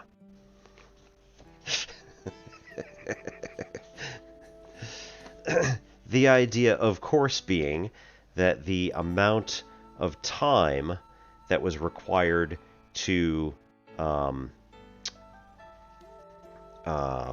germinate a bean into a sprout was pretty much exactly the same amount of time as was required for a wart to just go away on its own. Oh, goodness. Oh, no. That's not good.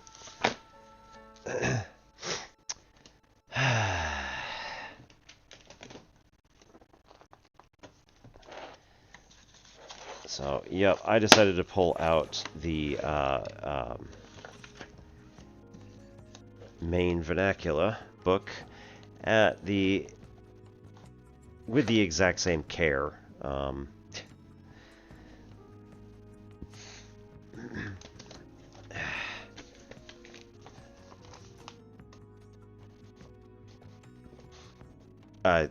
don't know exactly where I was going with that, but with very little care. And unfortunately, that meant that the entire top of this whole setup just kind of tipped over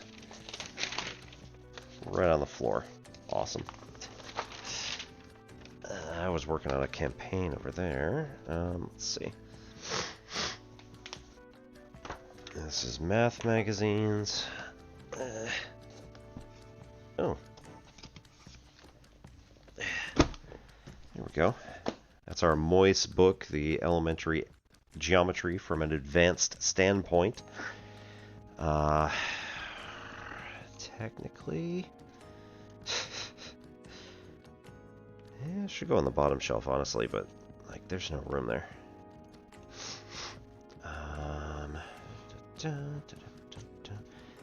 goes in here.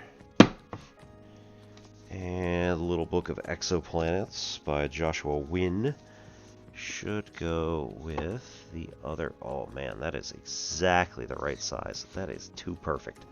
Should go next to our Neil deGrasse Tyson book. Oops. You get, nope, can't fit there. That is too bad.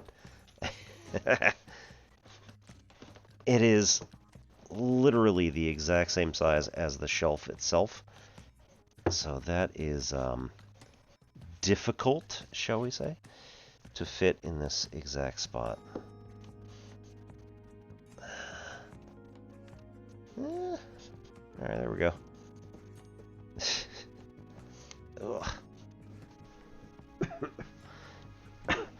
Alrighty, Anders. Have a good dinner. It is almost 1 o'clock local here, so...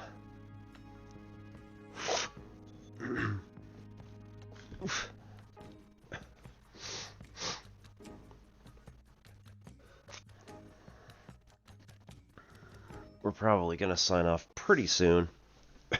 Yeah, no problem, and thank you very much. That was enjoyable. Got through the proofs that we needed. And I'm still frozen. Cool. This is perfect. So, I don't actually know how I'm gonna sign off without just Control-Alt-Deleting at this point. Oh no. Oh, wow. This could be a problem. I think I might be able to do it from...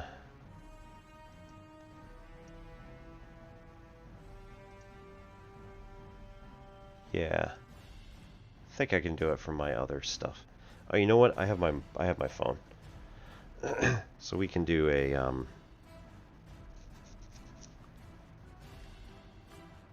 we can use the desktop or mobile tool.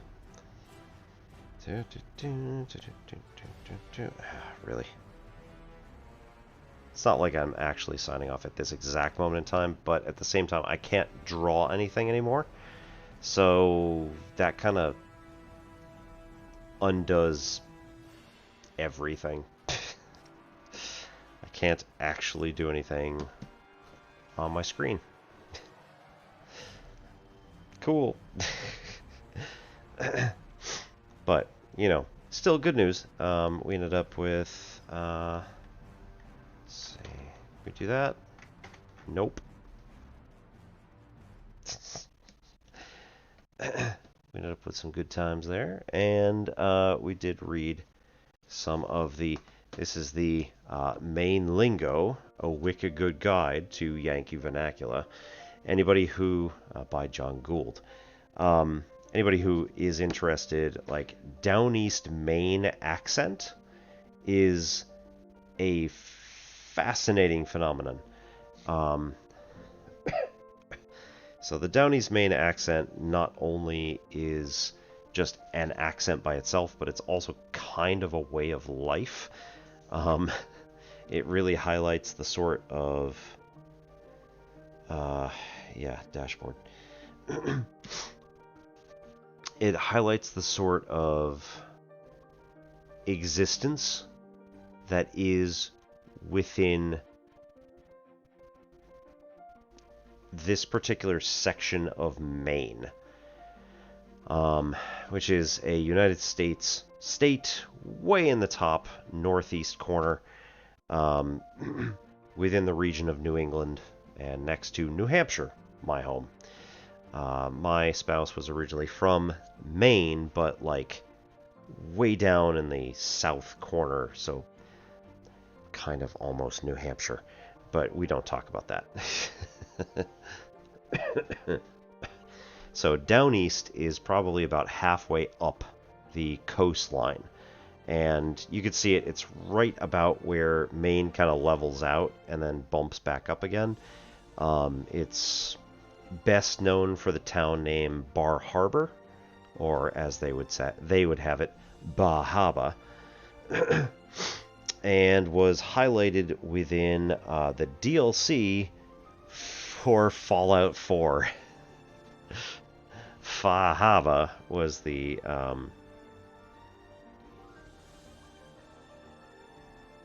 Far Harbor was the location that everybody was getting sent to. So it was an interesting sort of thing that was going on there. Yeah, okay. So we are going to raid out because my stream is broken.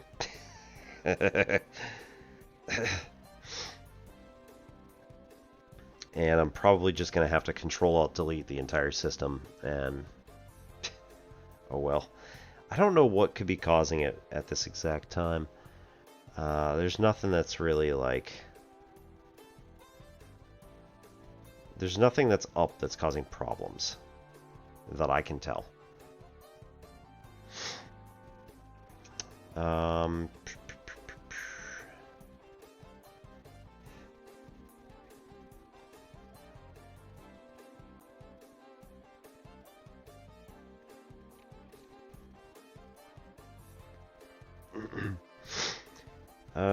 Multi-planet surface simulator engineering? Goodness.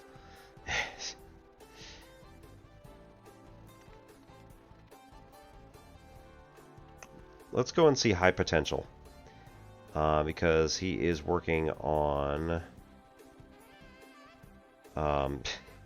he is working on some sciencey type stuff. And I'm a sucker for astrophysics. So we're going to hit start raid. And then... thank you very much, everybody, for coming. We are going to head over to High Potential right now, and then we're going to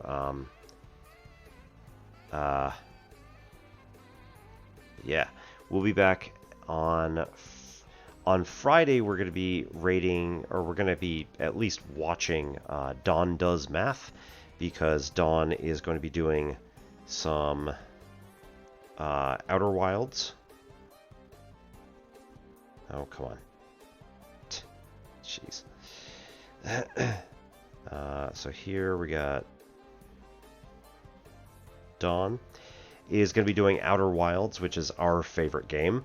So we're going to go over and watch him and help out with not giving spoilers. If anybody is interested, please go see it. If you're interested in playing Outer Wilds, I highly recommend that before you actually watch somebody else play. But at any rate, I hope you all have a good rest of your week, and I'll see you on maybe tomorrow if I'm feeling like it, or we'll wait until Friday and go see Dawn. So, have a good night. I hope you all have fun, and this is Obi-Wan Pez for N Simplex Pachinko. Have a good one.